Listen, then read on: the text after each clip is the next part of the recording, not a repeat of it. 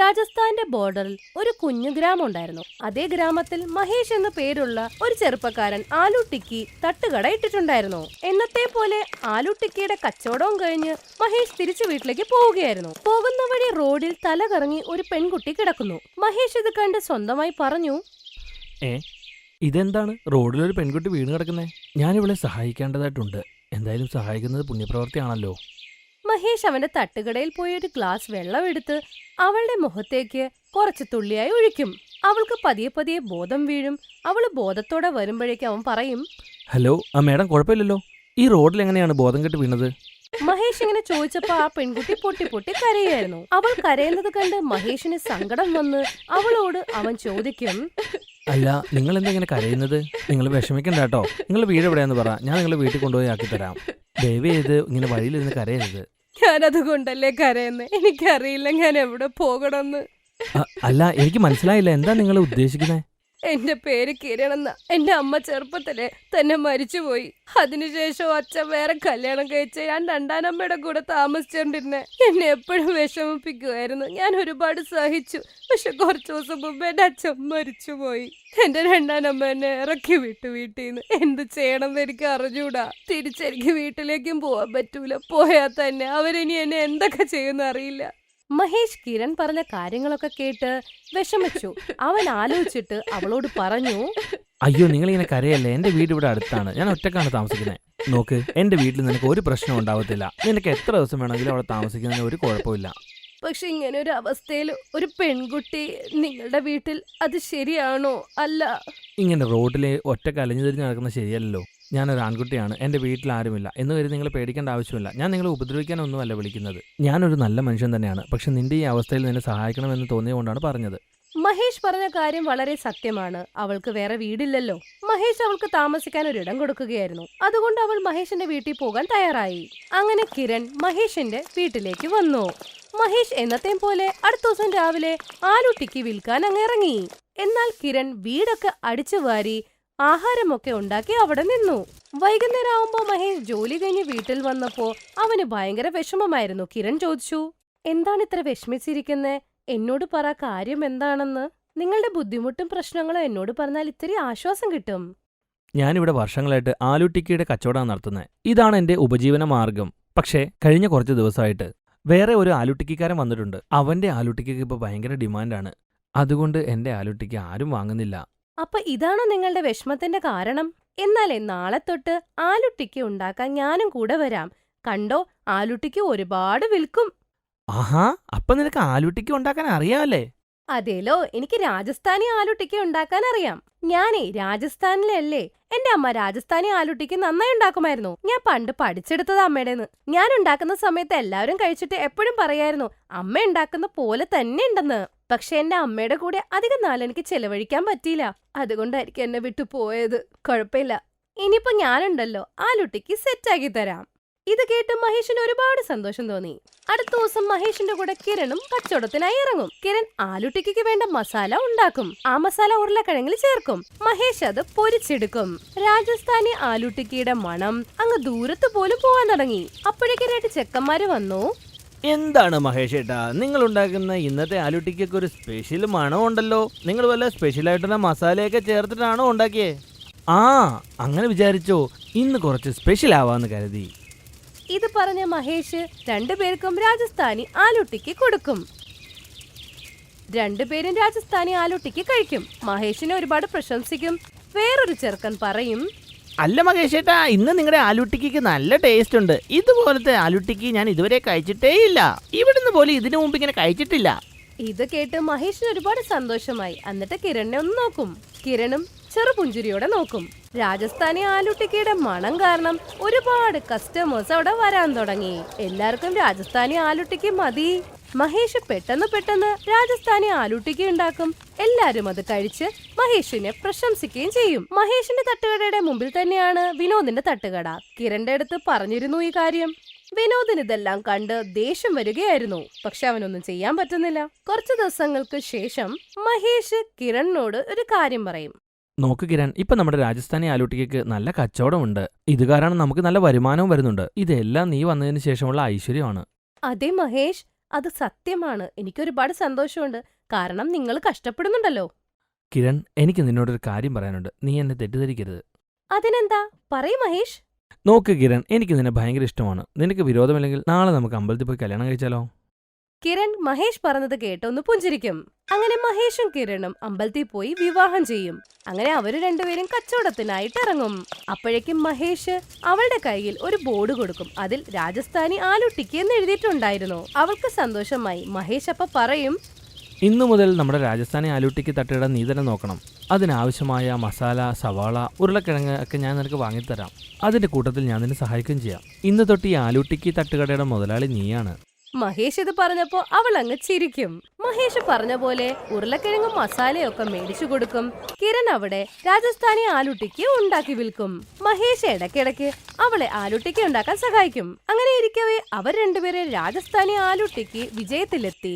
വിനോദിനാണെങ്കിൽ പൂട്ടേണ്ടി വന്നു കച്ചവടം. അങ്ങനെ വിനോദ് അവരുടെ അടുത്ത് വന്ന് ചോദിക്കും, ചേച്ചി, നിങ്ങൾ കാരണം എന്റെ ആലൂട്ടിക്ക് കച്ചവടം പൂട്ടിപ്പോയി.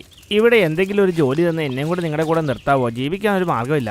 വിനോദ് പറഞ്ഞത് കേട്ട് രണ്ടുപേരും പൊട്ടിച്ചിരിക്കും. കിരൺ പറയും, ശരി വിനോദേട്ടാ, ഇപ്പോഴേ ജോലി തുടങ്ങിക്കോ കേട്ടോ. അങ്ങനെ അവര് രണ്ടുപേരും സന്തോഷത്തോടെ ജീവിക്കാൻ തുടങ്ങി.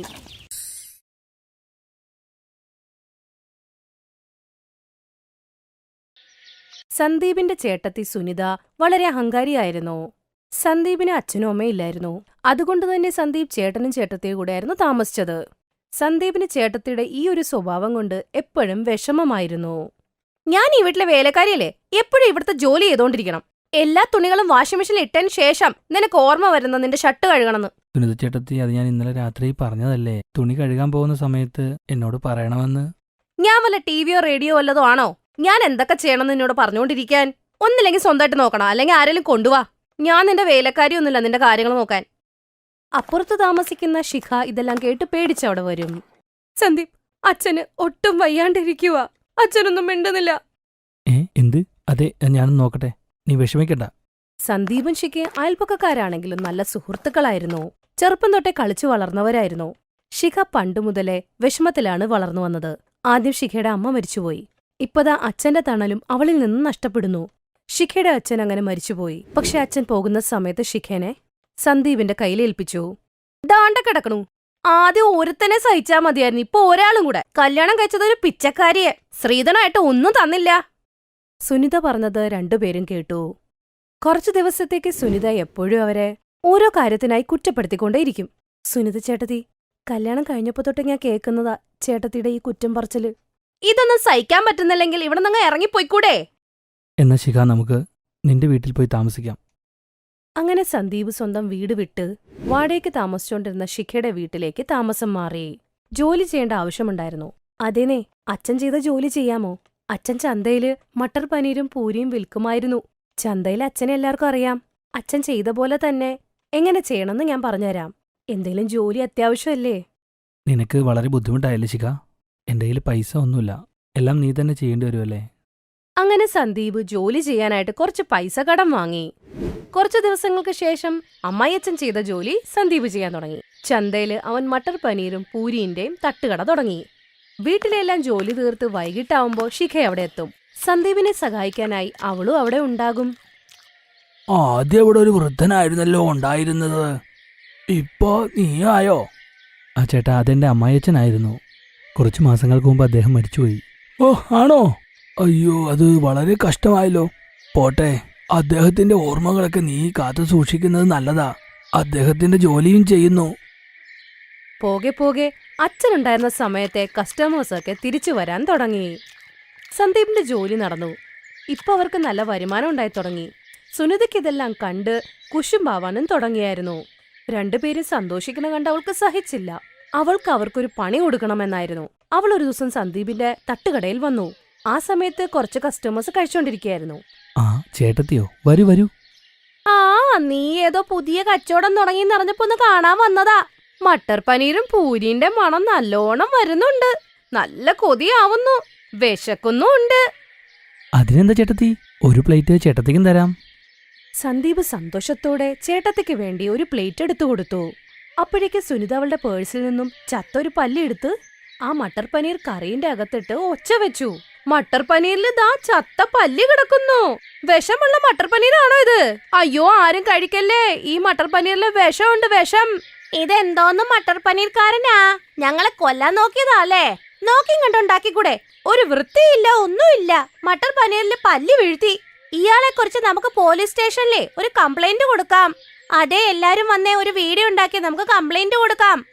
സുനിത ചേട്ടത്തി, എനിക്കറിയാം നിങ്ങൾ മനഃപൂർവ്വം ചെയ്തതാണെന്ന്.